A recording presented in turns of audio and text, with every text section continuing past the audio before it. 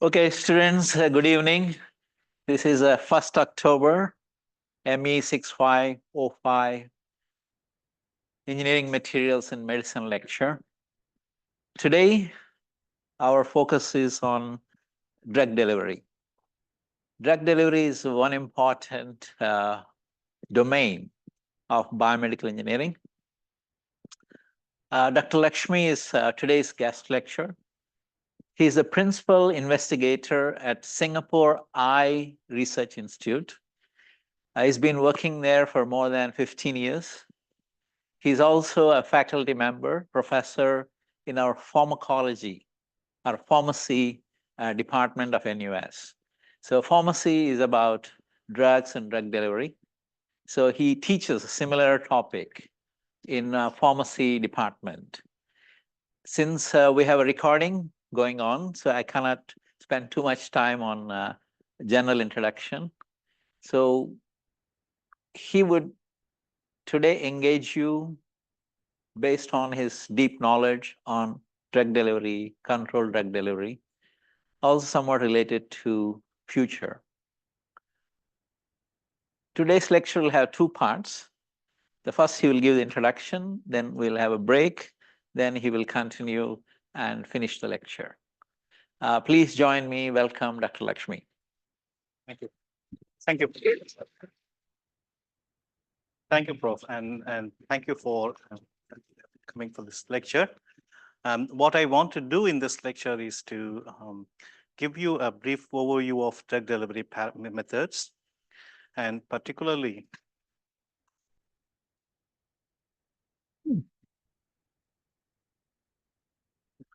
okay. So I'm going to discuss about what are the different methods of delivering small molecular and anti-active pharmaceutical ingredients. To begin with, how much money do you require to really develop a therapeutic? Can anyone guess? Roughly how much you would require, how much money is needed, starting from scratch, developing entirely new drug, and then to reach the clinic.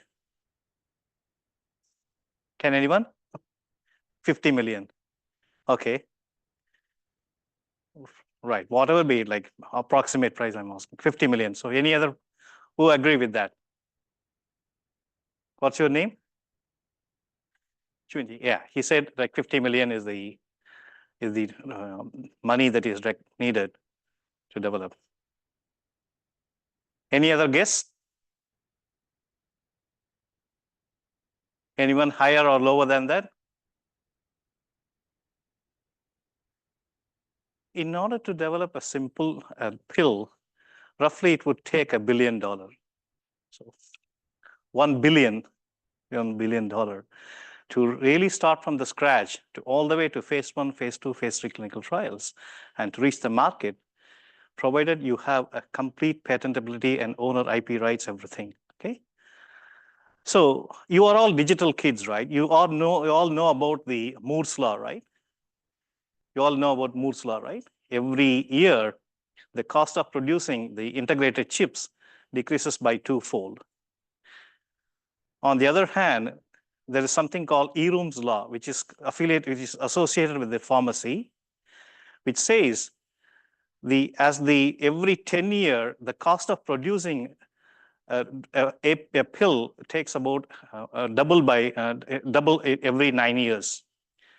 So in 1950s and 60s, approximately 10 to 20 drugs can be produced with $1 billion.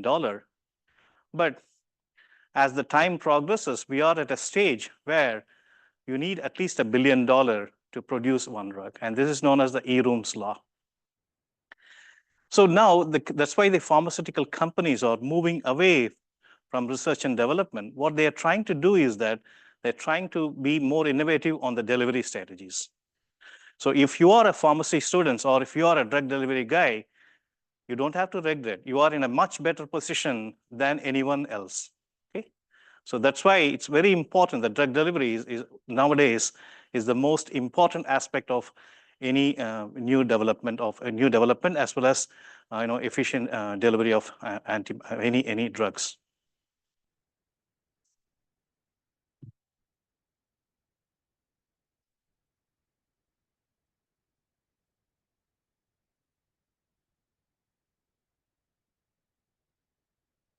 So briefly today, what I'm going to do is that the objective of this lecture are to describe the classification of drugs based on their structures.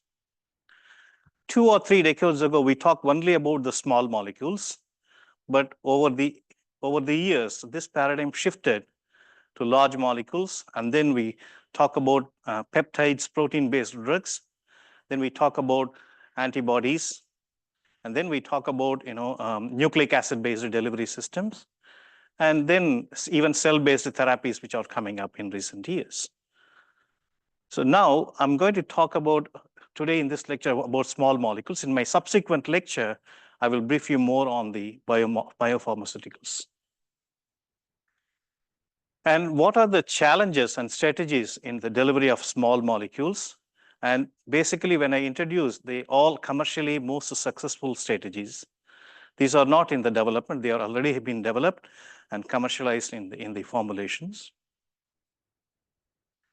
And then what are the need for modified drug delivery methods? Why do we need to modify? What is the ultimate need of a modified drug release system?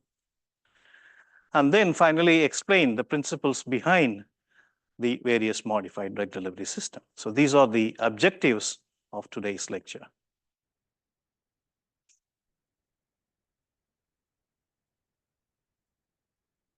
So some of the key definitions when we talk about the drug delivery are listed here. These are very important to know, the different definitions, and before we get into the deeper into the subject. We talk about biocompatibility.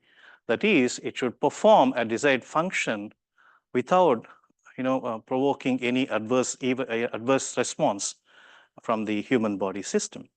So it has to be absolutely any biomaterial that are taken as a pill or an implant has to be absolutely biocompatible with the host tissues. Then we talk about the biodegradable, meaning that the material should degrade in the biological environment. It could be an enzymatically based, or it could be pH based, or it could be solubility based.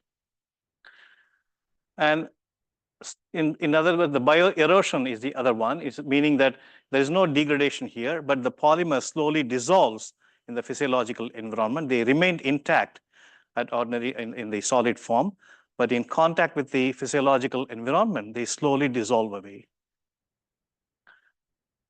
The bioavailability, this is related to the drug molecule. How much drug molecules are present in the active sites is given by the term bioavailability.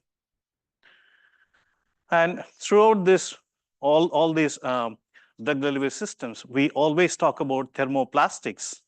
And these thermoplastics are the polymers which are softened with the temperature. And they are flexible and easily moldable into different forms. On the other hand, thermosets are opposite. They are highly cross-linked, particularly some implants that are used in jaw and other replacement therapy. They are basically a thermoset plastics. Frequently, we talk about hydrogels in a drug delivery system because it's been widely used based as a in both in the pill as well as for controlled drug delivery. We also talk about reservoir. Reservoir is something similar to capsules, where the active ingredient is covered with a thin membrane of polymer. On the other hand, a matrix-based system means the drug particles are actually distributed in the polymer matrix. Matrix and reservoir are the most two common one when we talk about the oral delivery system.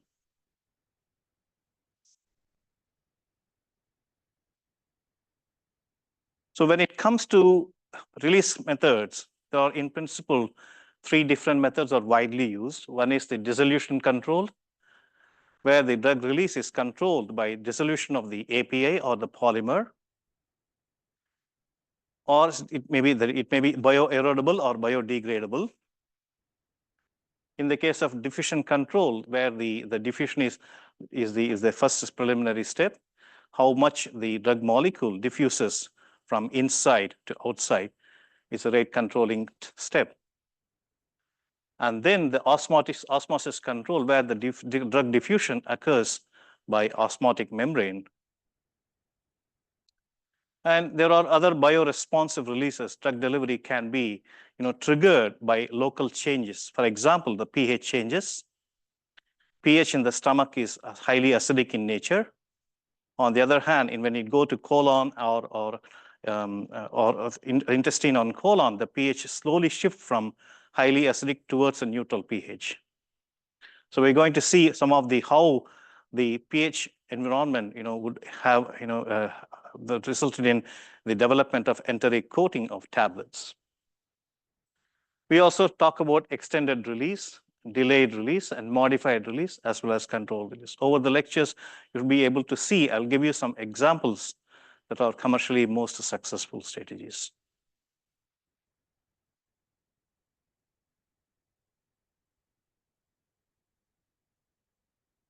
As I said before, 2 or 3 decades ago, we talked only about small molecules, peptides and proteins, where people always think that, in people who lived in the era of 1980s and 90s, they never thought that peptides or proteins can be useful drug molecules.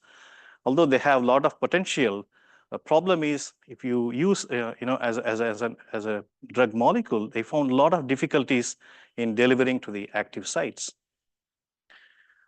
So what are the differences? In principle, there are basically, one can classify them into these 5 types: small molecules, peptides and proteins, and then the antibodies, nucleic acid,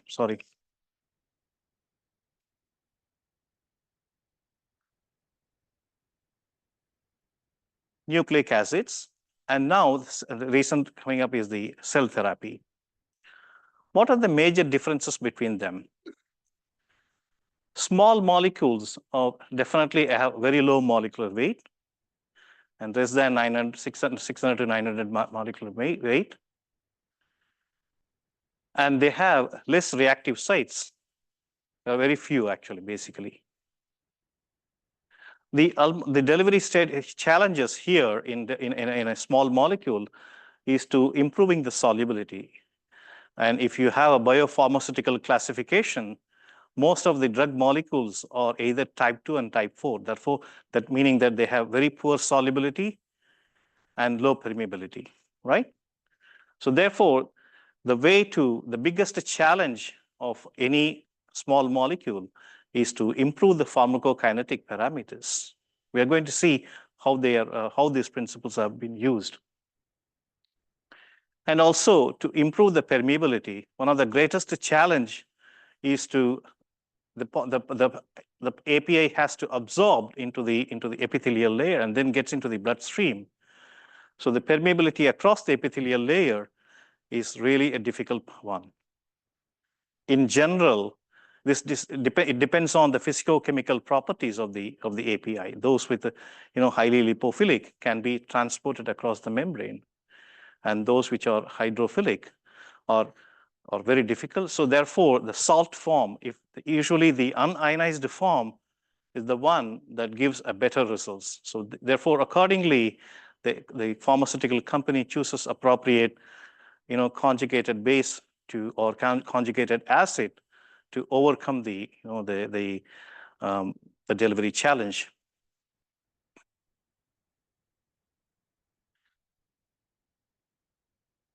When it comes to proteins and peptides, and they cannot be administered orally, largely because they are easily degraded in the stomach environment. The pH is 1 to 3, and you have a lot of enzymes like pepsin, which break down any proteins and peptides. So therefore, the biggest challenge is the stability. Usually, the peptide and protein-based drugs are 2 to 50 amino acids, and they have, depending on their sequence, they have secondary and tertiary structures. As the molecular weight, as the number of amino acids increases, they also are susceptible to immunogenic clearance. So the immunogenic response and easily captured and cleared by the macrophages. Therefore, the biggest delivery challenge in delivering a peptide or protein-based drug is to improve the stability. And how to improve? If you have a natural amino acid, you substitute with an unnatural one, and you basically overcome the stability issue. So this is again going, you have to do the thorough screening, and so that the active site is not modified by the substituted unnatural amino acid.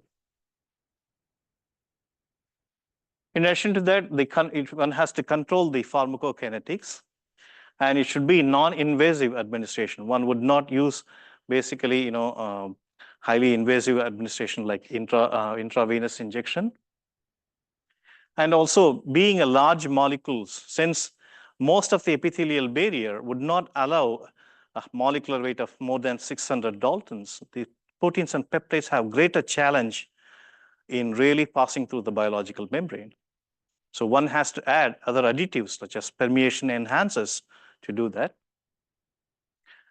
And also, the next strategy is to reduce the immunogenicity. Usually, pegylation or polyethylene glycolation is being used widely to prevent the immunogenicity of proteins and peptides. And also, by modifying the sequence, it should not affect the target specificity. So these are some of the challenges one would face in developing a peptide or protein-based drugs. In the case of antibodies, it's again the same thing, which is similar to proteins, and antibodies are like a protein molecule, little bit larger in molecular mass. Again, the key parameter is to control the half-life of the antibody. When we come to nucleic acids, if you take small molecules, peptides or protein, the targets are usually in the extracellular. Basically, they are easily accessible. On the other hand, the nucleic acid has to get into the cells, inside the cell, to perform its pharmacological action. So therefore, the biggest challenge is and there are a lot of nucleases in the bloodstream and the local microenvironment. They will easily degrade the nucleic acid. So the first challenge is the stability. And the second challenge is the cells have to uptake the nucleic acid, and so that its pharmacological action is maintained. So the biggest challenge in delivering the nucleic acid as well. When it comes to cell-based therapy, it is quite important to understand the viability, and then the expansion of the cells are the most important criteria to have a good cell-based therapy. They should be stable for a while and should be viable, and then can be expanded when administered to the patient site or the affected sites. So these are some of the challenges with the API. And in this lecture, I'm going to talk about the small molecules. What are the ways to overcome that?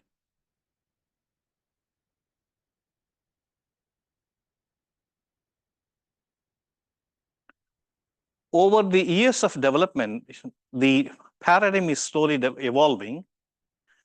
Basically, an API can be readily delivered to the active site by using one of the three approaches, and it's known as drug delivery paradigm. Either one can modify the drugs, such as pegylation is one of the most commonly used, polyethylene glycolation, or humanized antibodies, so that the macrophages do not recognize them, or by doing the various substitution and ligand-specific targets, one would be able to generate a different modified API or active pharmaceutical ingredients. One can do the modification of microenvironment, such as during the process, one would change the pH from neutral to acidic or alkaline by adding additives like lactic acid, for example, is highly benign, and when they mix with lactic acid and then the glycolic acid, you would alter the pH in the localized environment, and that would trigger the release of the API. One can use dispersion enhancers and permeation enhancers, and also endosomal escape and various other strategies to overcome the delivery challenge.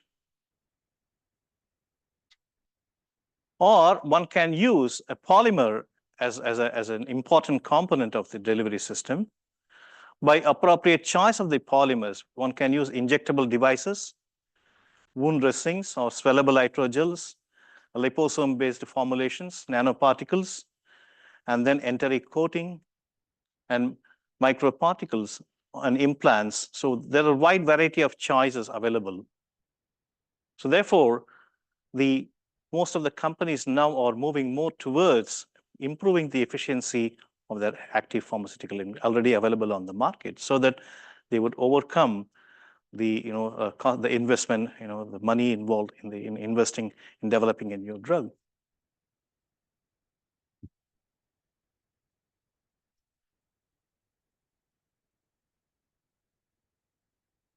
As you all aware, drugs can be administered by different routes.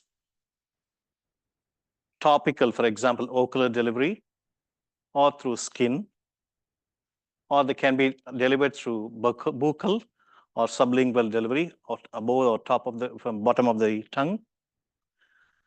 They can be delivered by oral, which is the most commonly used method,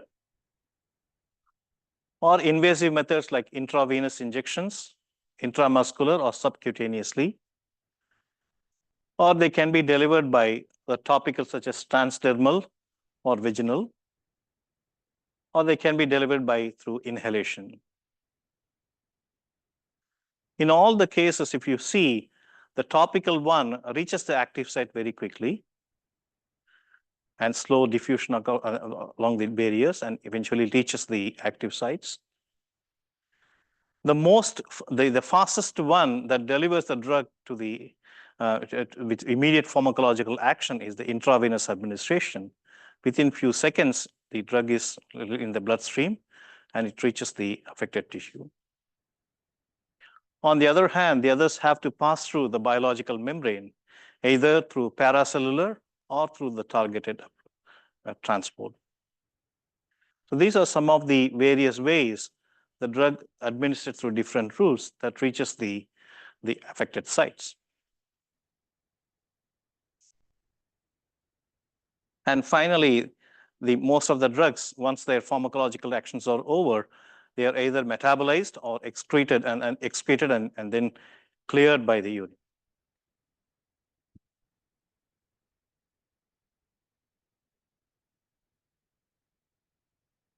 In addition to the different delivery method, different dosage forms also available. For example, oral administration, it can be in a solution form like a syrup or a suspension or emulsions, gels, capsule, tablets, a wide variety of dosage forms. Depending on the nature of the API, one can choose a different oral dosage forms. And same thing goes with other methods of routes of administration as well. One would be able to get a wide variety of choices available. So that's why the drug delivery system is really evolving in a big way. You have a wide variety of choices to choose.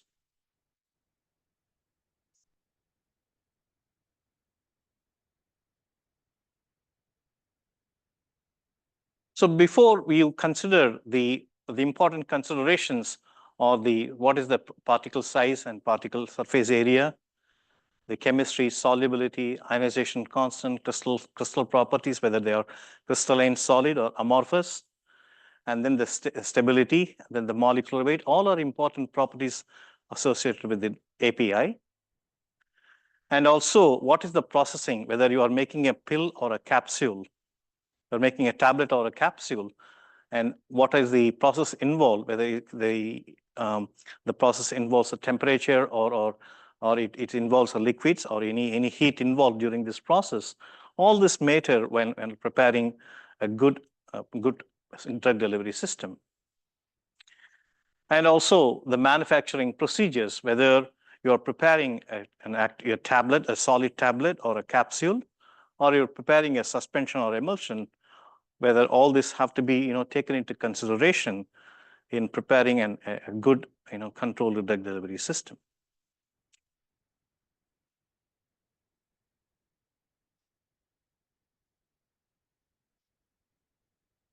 I've given you the answer as well, basically to keep you active and then see if you have any doubts in any of the answers that I've written down, please feel free to ask me. Okay?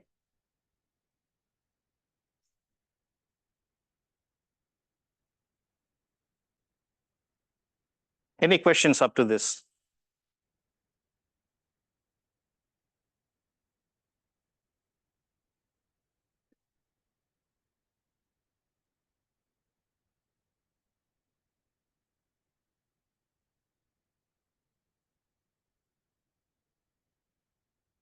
Yeah.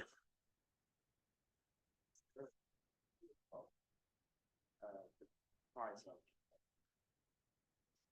making a drug, and is there a relation between how the drug is delivered and the price of making it and to produce it? Is there a clear relation? Maybe the oral drugs will be cheaper and maybe the capsule. Yeah, obviously, the oral one is a lot more cheaper because the process is already well optimized. And whereas the suspension or solution or emulsion form, you have other ingredients involved, right? So the drug can be delivered by oil, the company will not consider to inject it or by other. Depends on, they look into the market. I will come to that parameter. They have to, one of the key issue is that whether is it going to be beneficial? What is the market potential of the new API or new delivery method? I'll give you one good example. Myopia is quite common, right? You all know what is myopia, right? Short-sightedness, right? Okay. Myopia is basically, we all wear glasses from the childhood, right? And particularly in this part of the world, in Asian population, myopia is a huge problem. We need to wear glasses at the early stage, right? Almost 80 or 90% of us are wearing glasses, right? So atropine eye drop is the one being used for treating myopia for childhood, particularly for childhood. So, and also from if there is any inflammation or any kind of thing, the usually anti-inflammatory drugs are used.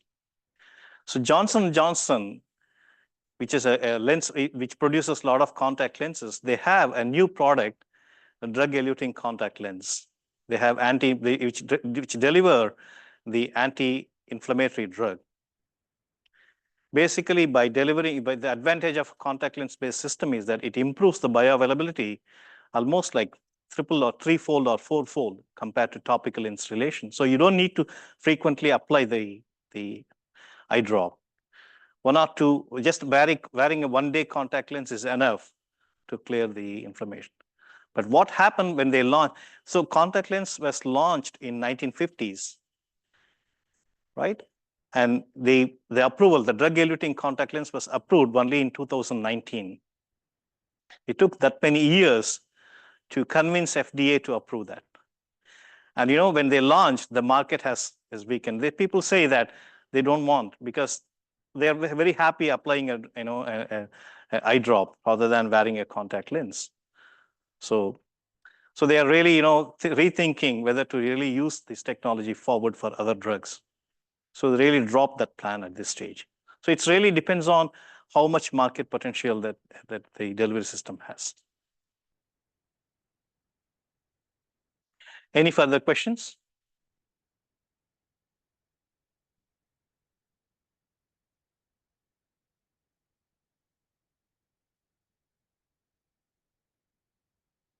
I want to look into the video. What happens when you take a small molecule pill?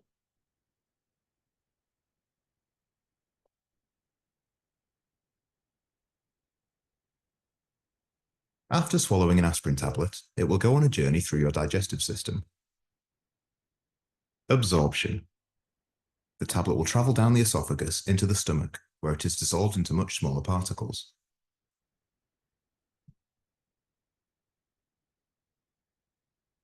These particles will continue their journey into the small intestine, where most of them will be absorbed into the blood.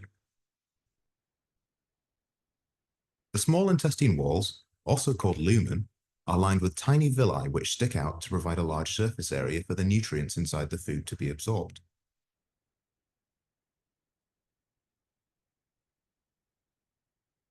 Looking closer at these villi, you can see they have a rich blood supply and they are covered in a thin layer of epithelial cells. The aspirin molecules will work their way through the epithelial cells and into the bloodstream, where they are carried around the body. Distribution. Blood plasma contains complex molecules called albumin. Albumin is a protein made by the liver which transports nutrients around the body. Albumin also binds to drugs that enter the bloodstream. Here you can see some of the aspirin molecules binding to the albumin. All the aspirin particles that have been bound will be filtered out as they pass through the liver.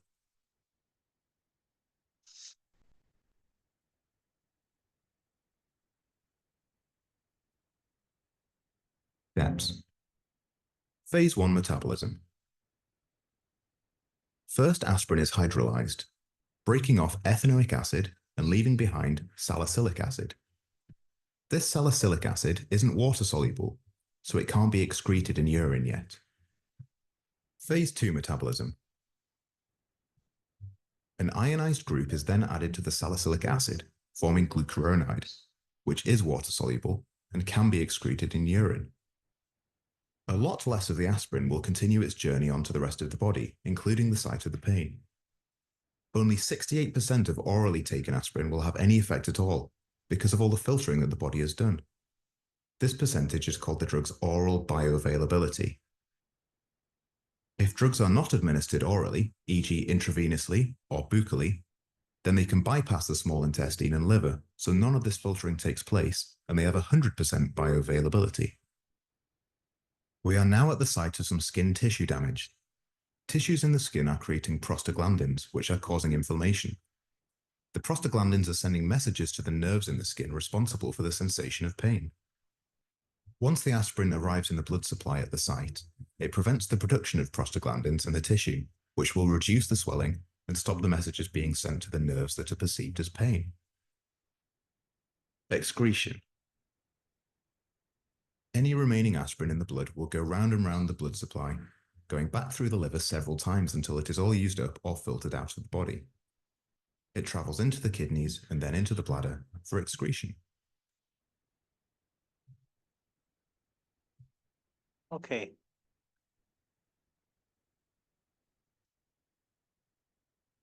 So that's a video of what happens when a small molecule is administered orally. And you can see that aspirin has a good 68% is quite good. Actually, 2/3 of the drug from the pill reaches the bloodstream. But not many drugs, are like that. What I have shown here on the x-axis, I plotted the time. So you have the aspirin pill, and which is into the bloodstream.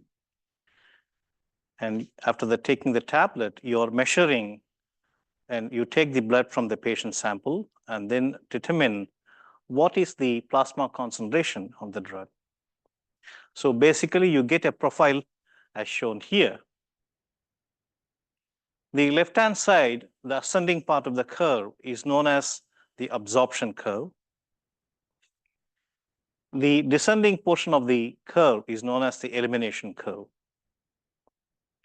And for understanding the pharmacokinetic, what a body drugs to the drug, and this is an important parameter before you go into the phase 2 clinical trial or phase 1 clinical trial.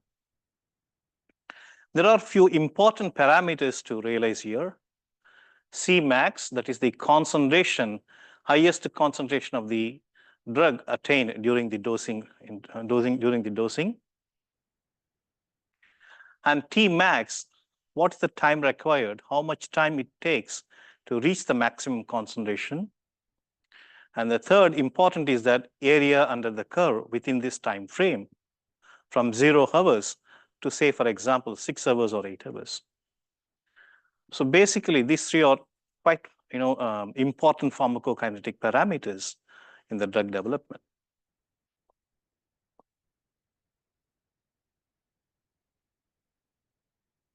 Now, having said that, why do we need a modified drug delivery system? Let's say observe the brown curve here. What I have done, the plotted with it's quite complex curve, but first let's focus on the brown one. I'm taking a pill and monitoring the plasma concentration. It slowly increases, and then after some times, over the time, since all the drugs are excreted, the concentration in the blood starts decreasing, right? There is something called minimum effective concentration, below which the API is not active. That is, API here means active pharmaceutical ingredient or the drug molecules. So what I have to do is that after a few hours, I have to take the second dose, right? 3 times a day. Many often we are asked to take 2 times or 3 times a day, right? So when I take the second dose, it increases the plasma concentration. And then after some time, what happens again, after 6 or 7 hours, you are again having some kind of a symptomatic, degradation. So something happens, and then so you're going to take the third dose.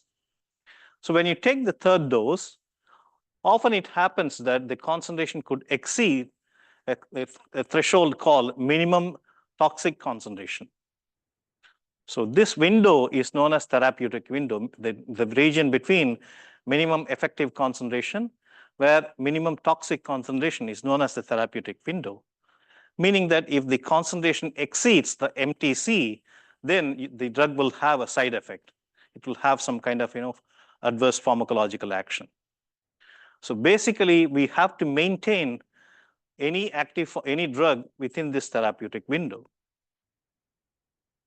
If I prepare a pill, say for example, if I take 500 milligram, and if I don't want 500, I want to dump the whole API into one thing, 1,500, I 3 times increase, what would happen? Very quickly, it exceeds the MTC, minimum toxic concentration, and you would have adverse effect. On the other hand, if you have a modified release system, what it does is that it breaks down all the therapeutic troughs and maintain the API drug concentration within this therapeutic window for a longer period of time. That is the greatest advantage of modified release system. So basically, you don't have to have 3 doses. 1 dose is enough to achieve a pharmacological action. And this will greatly improve the patient's compliance, particularly the pediatric and geriatric patients who have a swallowing problem. So therefore, we need to have a modified drug release system to overcome the frequent administration.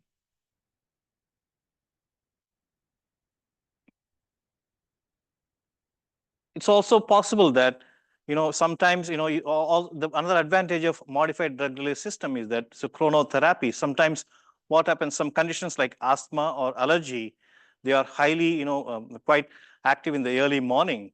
So if you want to have ask a patient to take a pill in the early morning, that is not a desirable one. So what they do is that they take the pill in the night, and then the pharmacological action takes place after 8 hours. So those are some of the advantages of modified drug delivery systems. Basically, to improve the patient's compliance and improve the therapeutic outcome. Now, I want you to answer this question.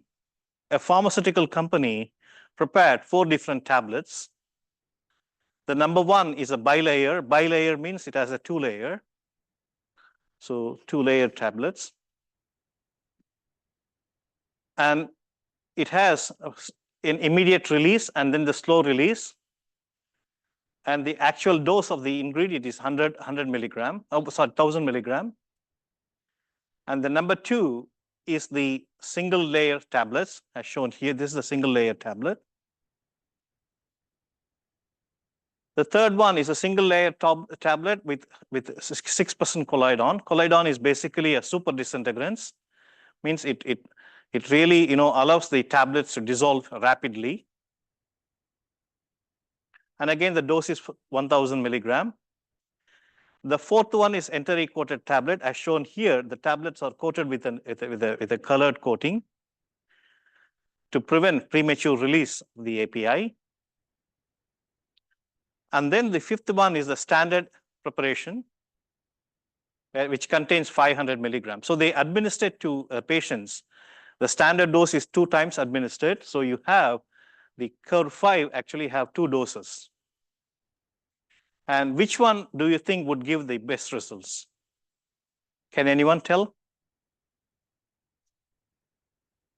5 is the standard one, and they don't want. They want to have 1 single dose.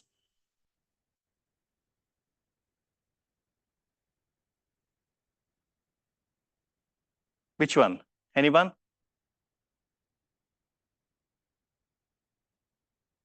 And if you look into that, 4 microgram per ml is the minimum effective concentration of the Panadol.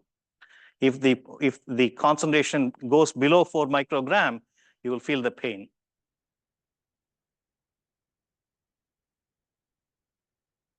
In which one? Fourth one, okay. Right. The second one.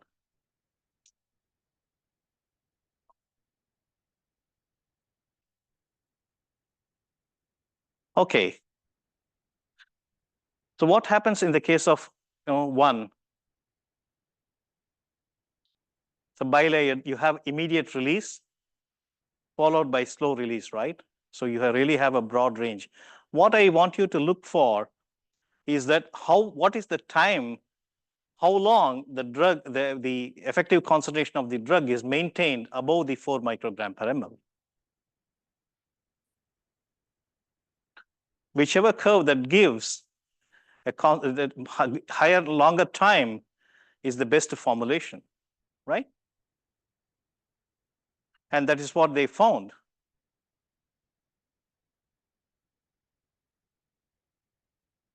If you standard 2-dose drug have the time between from administration to the above the threshold value is about 8.3 hours, meaning that a 2-dose administration would keep the drug molecule above 4 microgram for 8.3 hours. The bilayer one has a best of very close matching. Within 1 single dose, it would achieve almost like close to 8.1 hours. On the other hand, the rest of them have a little bit lower than that. So basically, the one is the first, the formulation 1 gave the best results. So this is how you need. This is where you have to interpret your pharmacokinetic results. It's basically given to see what how the pharmaceutical company determine whether the particular drug delivery system is efficient or not. Okay.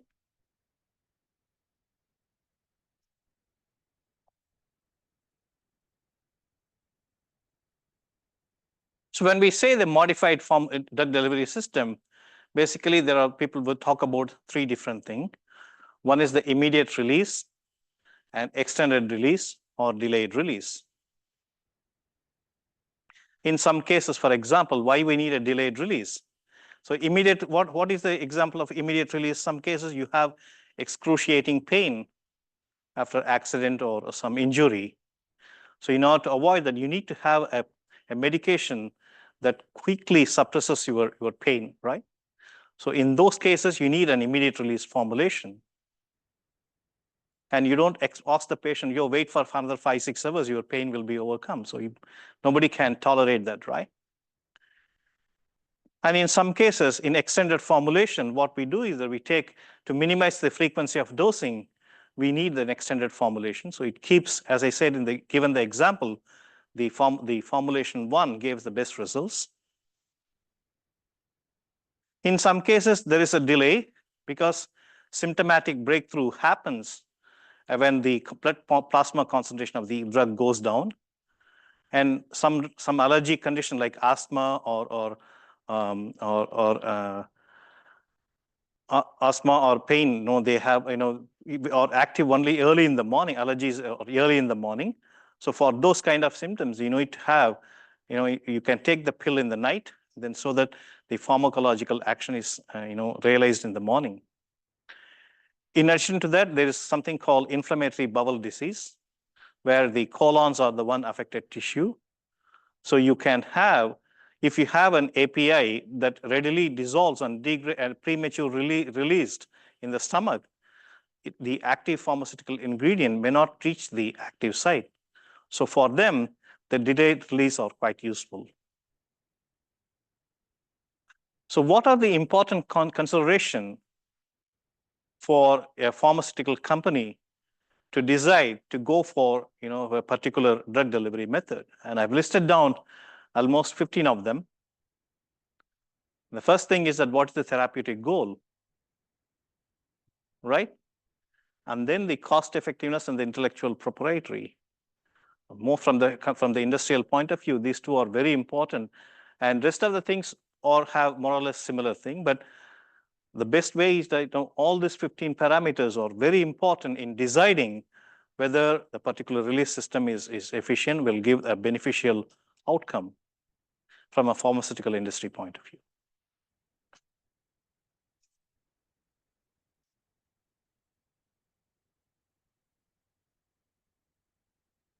It's 7 o'clock. So what we do is maybe we can have a 5 minutes break. We'll start again at 7:05. In between, if you have any doubts, please feel free to ask me.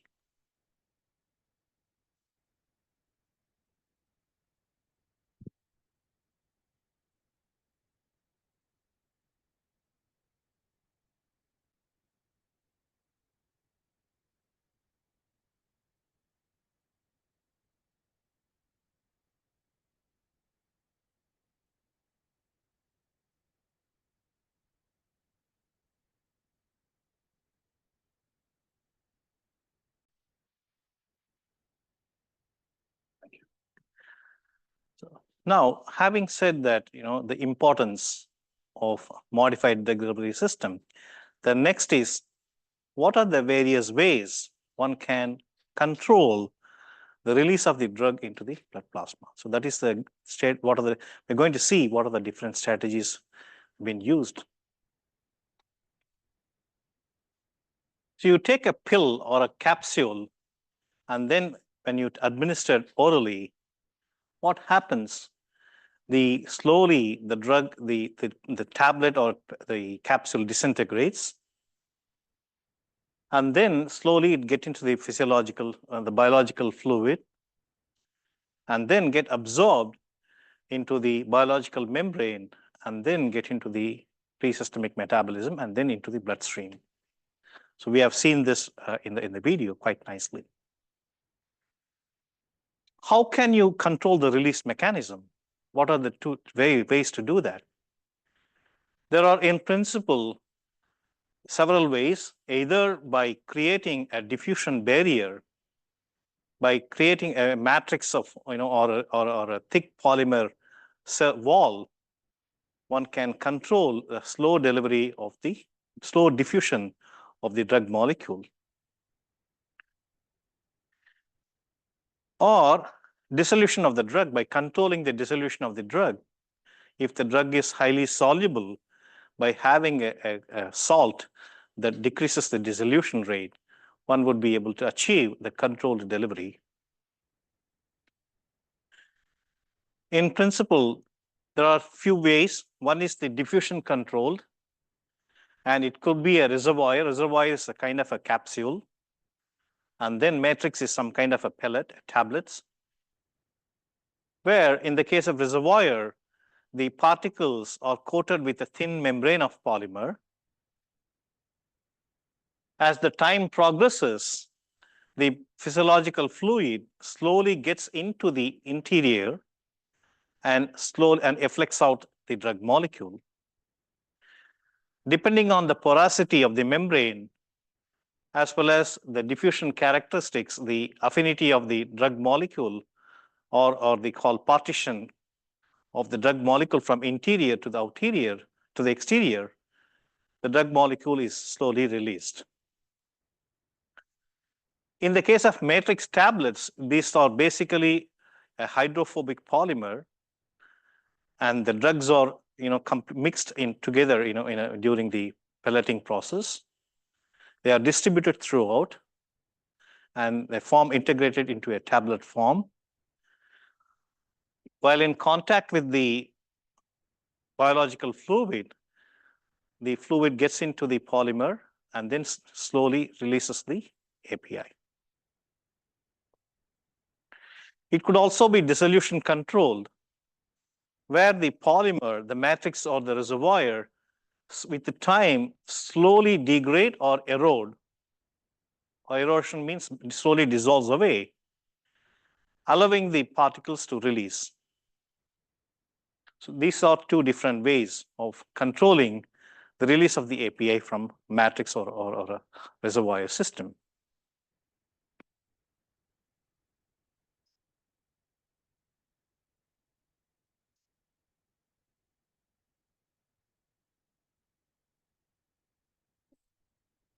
So now, when it comes to small molecules, what are the key challenges?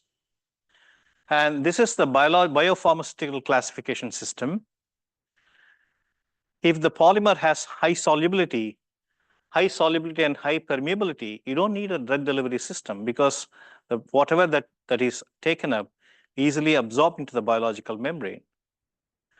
However, more than 90% of the drugs fall in this range. They have poor solubility, poor permeability, or low solubility and high permeability. So that's why we need a modified drug release system.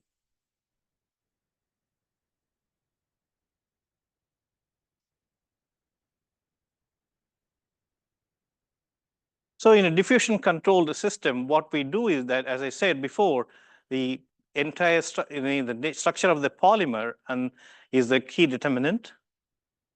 Once these pellets, the tablet or the capsules are soaked in a biological fluid, the water gets in, the biological fluid gets into the polymer structure and slowly releases the drug molecules. Entirely depends on the diffusion coefficient, diffusion of the API.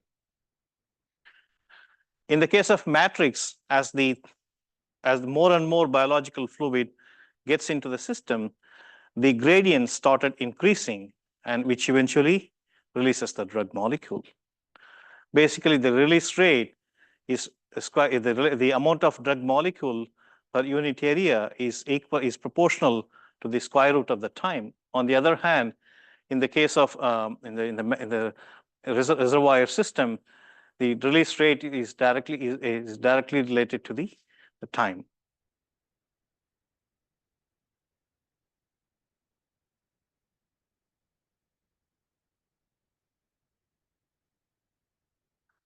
The other way to prepare a diffusion controlled drug delivery system is to have a matrix that swells in contact with biological fluid. A structure is shown here. When upon immersion into physiological fluid, the polymer basically form a gel-like layer. The diffusion of the molecule is related to the viscosity of the medium in an inverse way. Higher the viscosity, slower the diffusion. And this is known as Stokes-Einstein equation. And you can see that D is inversely related to the viscosity. Eta is the viscosity of the solution. So once the polymer form a gel-like structure on top, you would end up with controlled release of the API from the inside. And such systems are quite widely used in many tablet preparations. It's known as hydrophilic matrix for diffusion control pellets.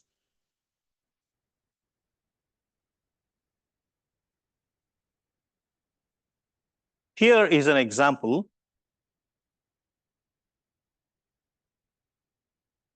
The drug is dispersed homogeneously throughout the polymer matrix tablet.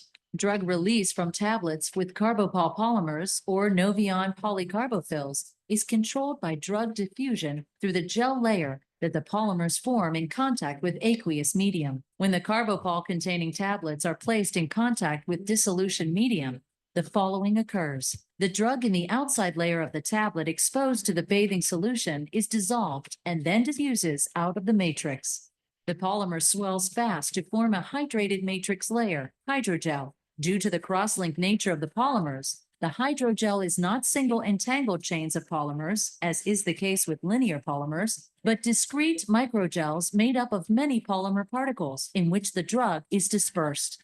Carbopol polymers and Novion polycarbophils do not dissolve in aqueous medium. Rather, they swell. In contrast, linear controlled release polymers, such as hydroxypropyl methyl cellulose and hydroxypropyl cellulose, are water-soluble because they are not chemically cross-linked. The hydrated matrix layer controls water penetration into the non-hydrated core and diffusion of the drug through the hydrated matrix. Unlike linear polymers, carbopol polymers and Novion polycarbophils do not dissolve during the release process.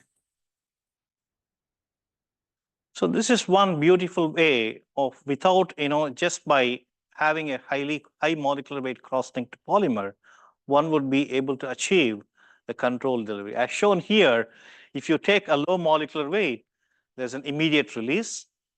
But if you have a high molecular weight and high viscosity polymer, you would be able to achieve a controlled release much better than the immediate release formulation. Very simple and straightforward strategy. And these tablets are already available on the market, basically. So if you see Panadol SR, the SR means slow release, is basically use this principle.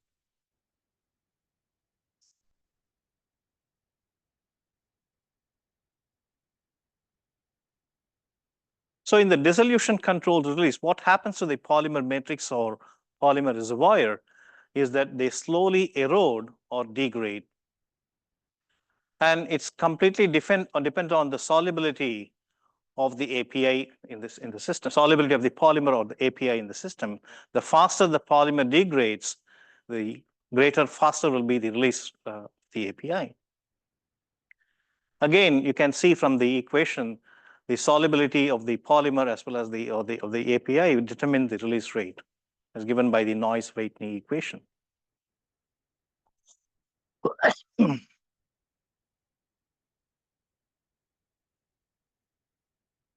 Here is an example of how the non-degradable Therapeutics is committed to the development of novel therapies for the localized treatment of musculoskeletal conditions. Our starting point is osteoarthritis, a chronic, progressive, and degenerative disorder characterized by joint pain and chronic inflammation. Intra-articular corticosteroids are widely used for localized treatment of pain and inflammation in osteoarthritis. Flexion's goal is to evaluate alternative corticosteroid formulations. One such example uses polylactic coglycolic acid, or PLGA matrix technology.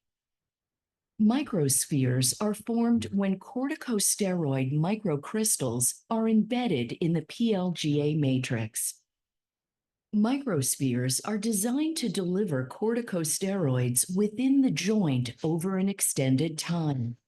Upon contact with fluid, corticosteroids start to dissolve and release from the surface of the microsphere as nanochannels begin to form. Initial drug levels in the synovial fluid result from corticosteroids released from the microsphere surface and, more gradually, from deeper within the microsphere core through the nanochannels that form throughout the microsphere. After release into the synovial fluid, the dissolved corticosteroids diffuse throughout the synovium and are cleared to the circulatory system, while the microspheres themselves localize to the synovial tissue and away from the articular surface as they continue to release drug.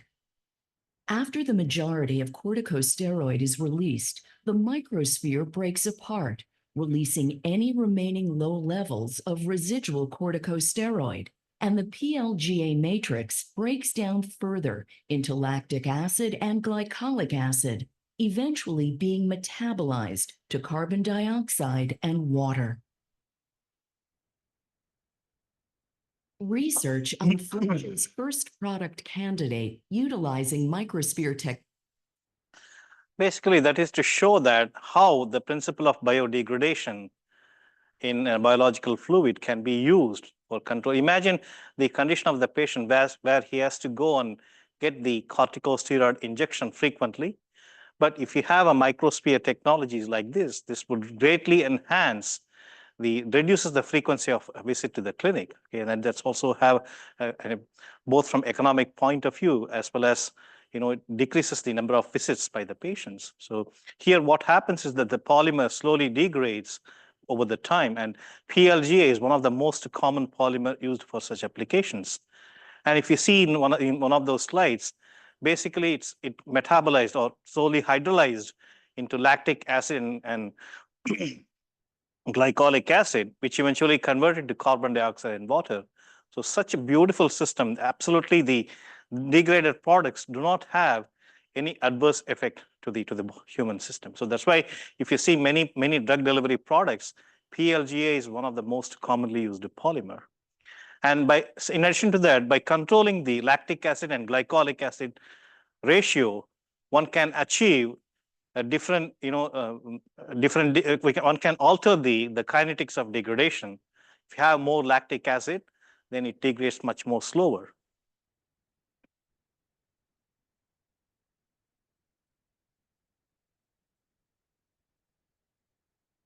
Here is an example of a reservoir kind of coating. You can see that.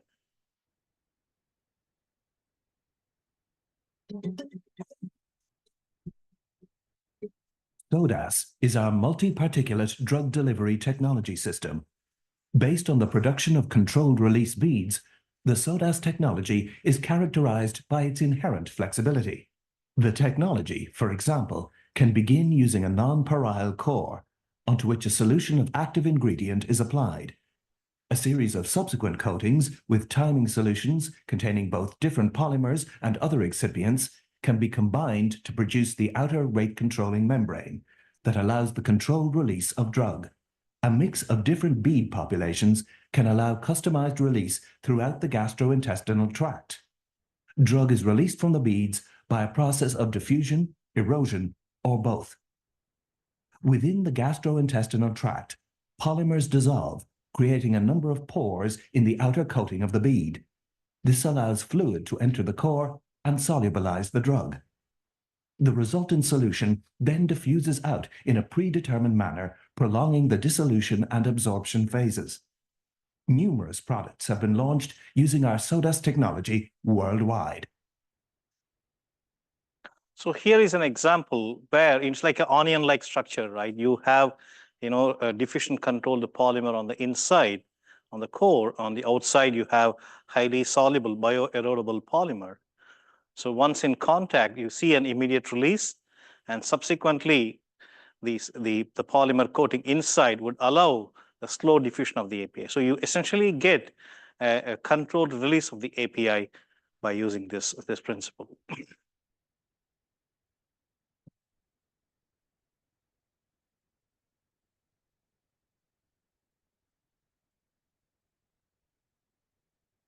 So basically, I have given you some problems. But it's like I have given you the answer. Basically, I don't want to take some time for you to calculate. So that's why when you go through that, you will understand in the case of the first one, the D by H is known as the dissolution rate constant. And if you want to have much more slower release, one way to do is that increasing either one could decrease the solubility. If say, for example, if you want to have a rate constant of 10 power minus 6 cm per second, by adjusting either you can adjust the thickness of the membrane, or by lowering the solubility, one would be able to achieve a better slow release of the API.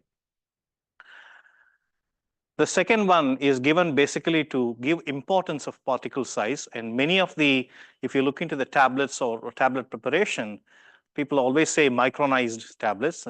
Tablets of micron size is ideal, largely because if you could calculate by using this equation,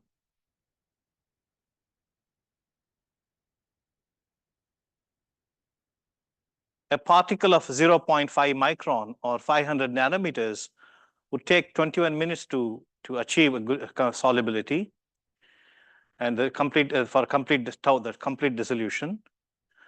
On the other hand, 5 micron particles would take about 35 minutes, and 50 micron particles would take approximately 3,518 minutes.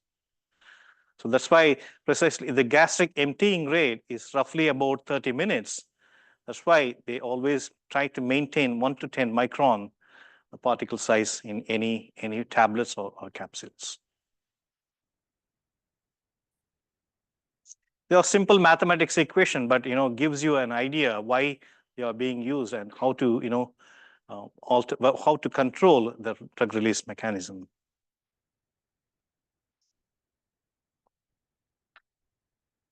So accordingly, one can get a control. In the case of the first one, the curve on the top shows that the release rate is essentially remain constant. It's a linear line.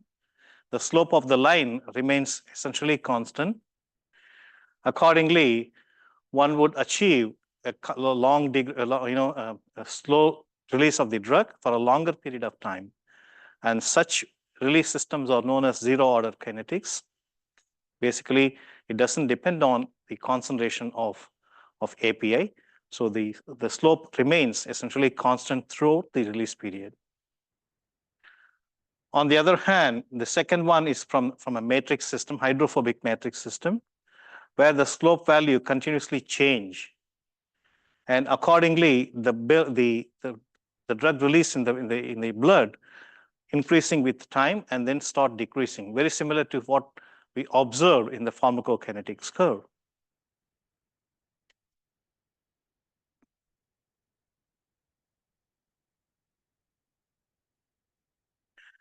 And then the third one is the delayed release, where you can see there's a time lag. So where the drugs are released after a particular period of time. And basically it follows the same curve as a hydrophobic matrix system. And the fourth one is the bimodal release, where the slope value increases with the time initially and then slow down. It's a two linear curve that are superimposed. So bimodal release curve. And it's again used in the controlled delivery of drugs.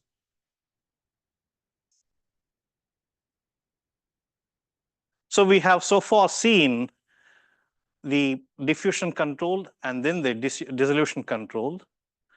Now what we are going to see is the pump system. It's an osmotic pump. The moment when I say pump, you immediately think of as a mechanical engineering student, you would always think about a vacuum pump or high pressure pump, right? But this is not, this is an osmotic pump. And the phenomenon is very well known in any colloidal system. For example, if you take a chamber like this, two chambers that are connected, that are separated by a semi-permeable membrane. On one compartment, you have a solvent, a water, for example. The other compartment, you have a solvent plus some sodium chloride or any other salts. So the membrane would allow only the solvent molecule to diffuse across. What happens over the time, if you see the red line indicate the initial height. And since osmosis is different from dialysis, the solvent molecule basically diffuses across the membrane. So once the solvent molecule diffuses, the height increases, right, on the collector compartment. And the height on the solvent compartment decreases. In order to maintain the equilibrium, a pressure has to be applied on the solution compartment to prevent the diffusion of water molecule. So you need to have, and this pressure is known as the osmotic pressure. And it's related to the by using this equation, delta pi is equal to h rho g. The height h is shown here, and then the density of the solution, and then the g is the acceleration due to gravity. So density and acceleration due to gravity are same. So what you essentially have is a change in the height.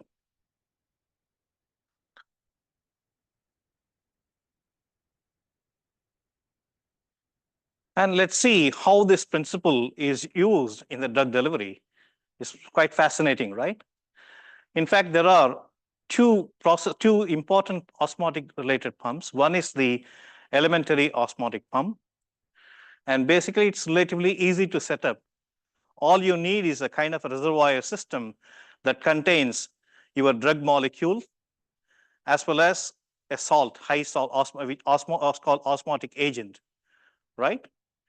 So when it has to be hyperosmotic, that is, it should be more osmotic compared to biological fluid or stomach fluid, right? Gastric fluid. Once you set up that, in the inside, when you take the pill, the water molecule from physiological fluid enters into that and slowly release the API. And we are going to see how they do.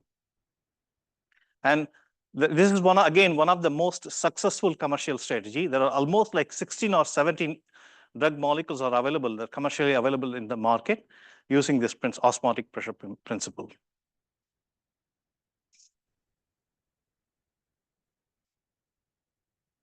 Now, if I take the system, if there is imagine there is no orifice, what would happen? The capsule explode, right? You have a capsule with a thin membrane that allow only solvent molecule to diffuse through, and you have an API, which is shown in blue. What happens when you take the pill? If there is imagine there is no orifice. Once the solvent gets in, it basically expand and blow the whole system, right? However, if you create a small orifice, this will overcome the hydrostatic pressure. And essentially what happens when the solvent diffuses and it slowly effluxes out your drug molecule. And this principle is known as the elementary osmotic pump. So if you look into that, the amount of drug release is essentially remain constant for a longer period of time. And basically that is what is known as the zero order kinetics. And you essentially give a flat line for a longer period of time, above the threshold value.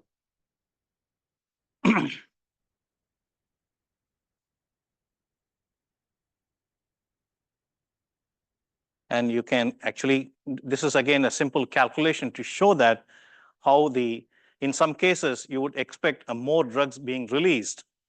And because it acts as the reservoir as well, both osmotic as well as reservoir comes into play. And that's why you have much higher drugs are released compared to the normal osmotic pump.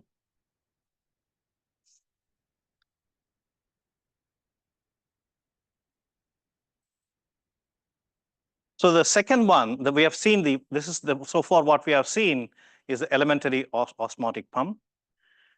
Now the second one is known as the push-pull osmotic pump. Here you have a polymeric hydrogel. On top of that, the API is dispersed in an osmogen along with the osmogen, and you have an orifice.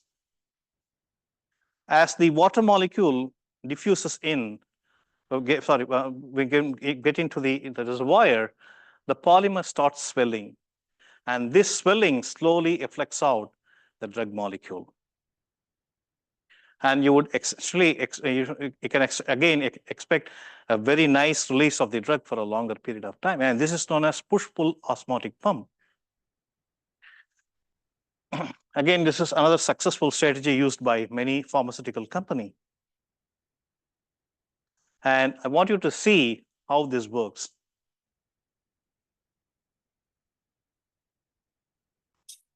Each tablet is covered with an overcoat containing 22% of the total methylphenidate dose. When the tablet is swallowed, this drug overcoat dissolves quickly, giving a rapid initial release of the drug similar to standard immediate release formulations. Beneath the drug overcoat is a semi-permeable membrane, that absorbs water by osmosis at a controlled rate. The interior of the tablet is divided into 3 compartments. As water is absorbed, the push compartment expands. Methylphenidate is pushed out of the first low concentration compartment through a precisely engineered laser drilled hole.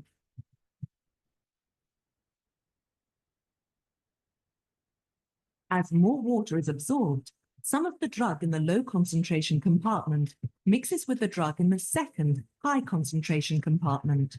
So around midday, after a morning dose, methylphenidate is released at intermediate concentrations. Finally, the drug from the high concentration compartment is released at a controlled rate.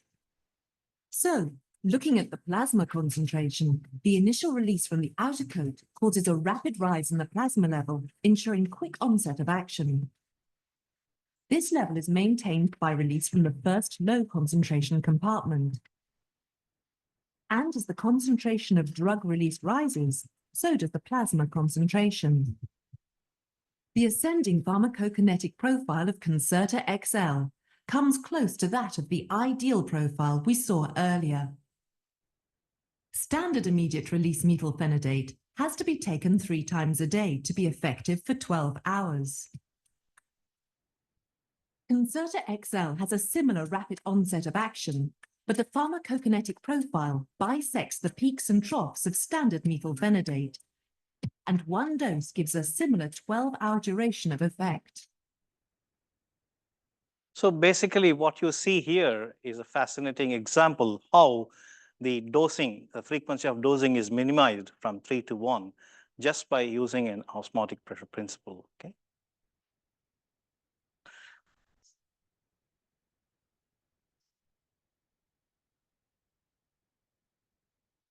So these are some of the commercially successful, osmotic pump-based, capsules available on the market, and you can have a look into that if you are interested in this area.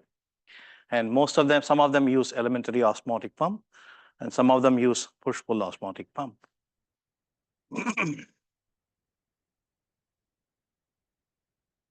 Now I want you to answer this question. I have formed a osmotic osmotic capsule. My pull layer contains the 3 ingredients, and the push layer is basically has another three ingredients. I want you to identify what's their function, what is their role. What is the role of dilithiazem hydrochloride?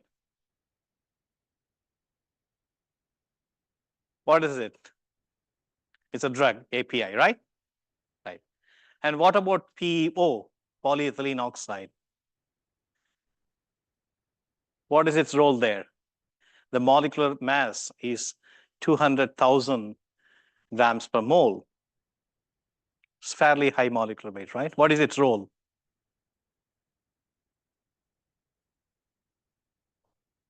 I said we cannot add just by adding a drug molecule, you won't generate, you have to generate the osmosis, right? What do you need for an osmosis? You need to have hyperosmotic, right?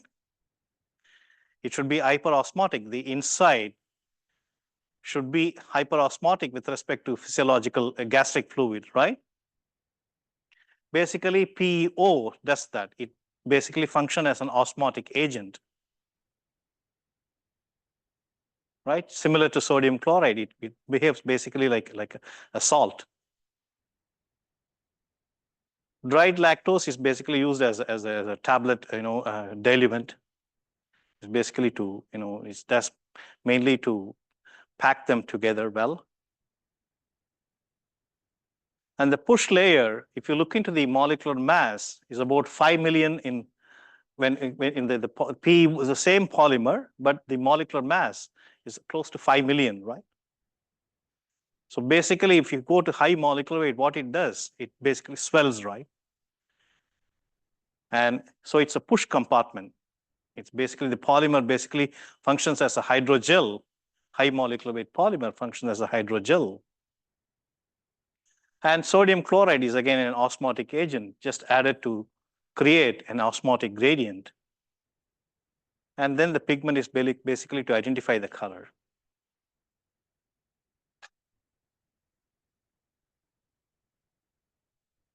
Okay.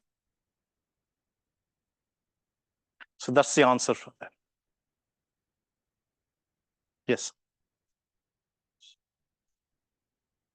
Yeah, the pull layer is the one that that comes out by slow osmosis initially. The push layer takes some time because the polymer has to swell, right? So the initial one has to be come out right. If you see that there are 3 different layers, right? The initial one has yeah, pull layer. That's a pull layer. It pulls the water molecule from outside and then get ejected. On the other hand, the hydrogel swells and that pushes. That's why it's called push-pull osmotic pump. It's basically pulling the water molecule from outside to inside and releases. Right?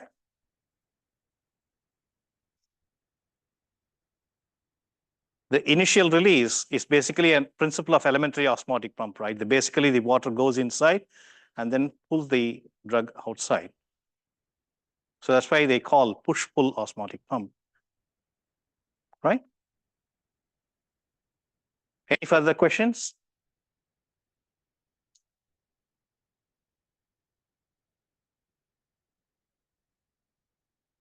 So it's basically the first part is the elementary osmotic pump. The second one pushes the subsequent layers. Okay.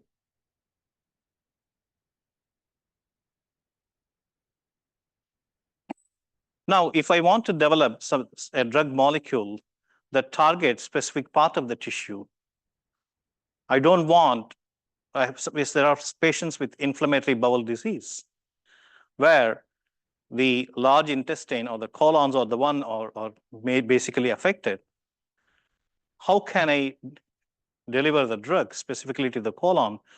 If you see the initial introduction, when you take the pill, it passes to the stomach and get absorbed into the lower intestine and then slowly move to the large intestine. Okay. But what happens if the drug disintegrates in the stomach? But I do not want that to happen. I want the drug molecule to be released in the colon, right? So for those applications, the delayed release systems are used. And what is the principle behind that? Basically, if you look into either they can be, if there 4 principles are essentially used. The mechanism, either it could be pH dependent, or it could be pH independent, or time based or enzyme based. We're going to see how they are useful actually. And some of the polymers have poor solubility under acidic conditions, but when the pH raises, they become soluble. That's what some of the polymers like hydroxypropyl methyl cellulose have very poor solubility under stomach pH, where the pH is around 1 to 3. But when the pellet reaches the intestine, the pH shifts to 5.5 or more than 5, and then slowly, the coating opens up, and basically the polymer layer dissolves away, essentially releasing the drug. But in the case of in the colon, the pH is around 7. So if all the API are released in the lower intestine, the smaller intestine, then you won't achieve the delayed release, right? But I want all my API, all the ingredient should be in the colon. So for those, polymers like Udrugit polymers are used. These polymers have good solubility at neutral pH, which is seen in the intestine, in the colon. So that is how the principles are used.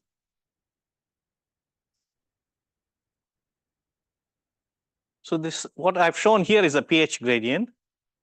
In the stomach, you have pH between 1 to 3. And as you go to the intestine, the pH is around 5. But when it reaches the the colon, it's going very close to the neutral conditions. So if I want an immediate release formulation, what I have to do, basically I have to take a cationic polymer. What will happen when a cationic polymer is dissolved in acidic conditions? You have a tablet that is coated with the cationic polymer. It takes up the protons, right? And it becomes charged, and the charge tend to repel each other, right? And so the coating weakens and you get the release. So very fast release. So by choosing appropriate monomers, like you have a cationic monomer and the neutral monomer, you can achieve immediate release formulation. On the other hand, if you have an acidic groups, these acidic groups do not ionize at the stomach pH. They basically ionize only at either pH more than 5.5, and that can be tailored by changing the ratio of ester and acid. Here you have an ester group, which is a neutral, and then the acidic group, which is an acidic groups. This acid remain unionized form under stomach pH. Once the pH reaches the intestine, the pH shift to 5.5. So essentially the charge repels each other and the drug is released. But if you maintain an ester to acid ratio of 2:1, then it will not dissolve under 5.5, but it dissolves only at higher pH. So this is the principal use in enteric coating or delayed release of the API in delayed release formulations. Just by adjusting the functional groups, one can achieve the controlled delivery to particular active tissue sites. This is what the beauty of polymer chemistry. Here is an example. I hope this will work in optico. Optico technology is another beautiful one where they use in the colon, you have a lot of bacteria. It has almost like 1 billion microorganisms, right? In the colon, and they secrete a lot of enzymes. So they combine two principles.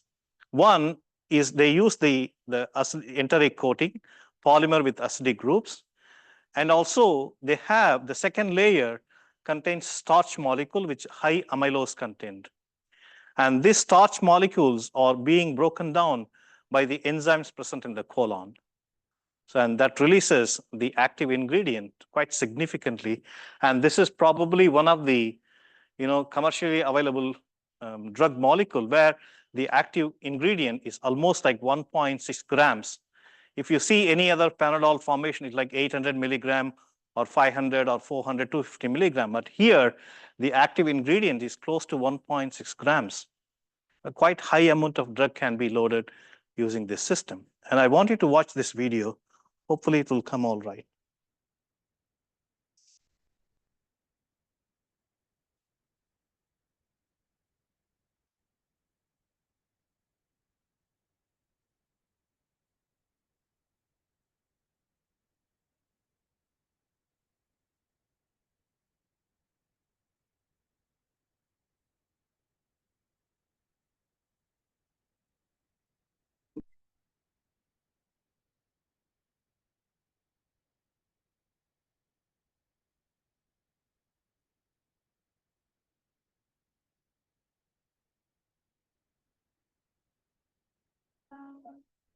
Opticor is designed to allow for the complete availability of the active ingredient throughout the whole colon.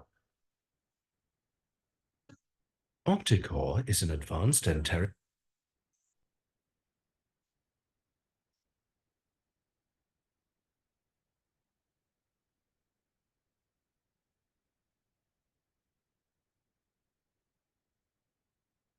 I don't know why it's stuck there. Maybe what I suggest you is that you go back home and then probably you'll have a better internet facilities. You can access this. So that's why I give the URL there. Okay. Basically, it's a dual release technology One is through enteric coating and then the enzymatic. So just by understanding the microenvironment, one should be able to develop a controlled release formulation, a delayed release formulation. If you understand the microenvironment in the gut.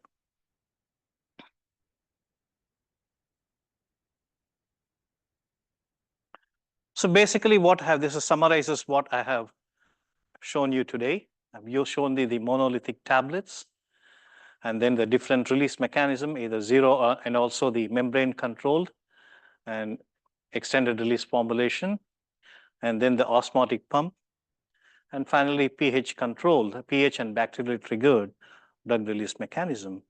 And basically this table summarizes what are the different key ingredients, and then what technology is used to prepare the tablets or the pellets, capsules. So once you understand the microenvironment, and there are a wide variety of polymers available, you should be able to come out with a new formulation that can overcome that can improve the quality of life as well as patients' compliance. Okay, that's the beauty of the drug release. And that's my last slide. And if you have any doubt, please feel free to ask me or email me. So yeah, that's all.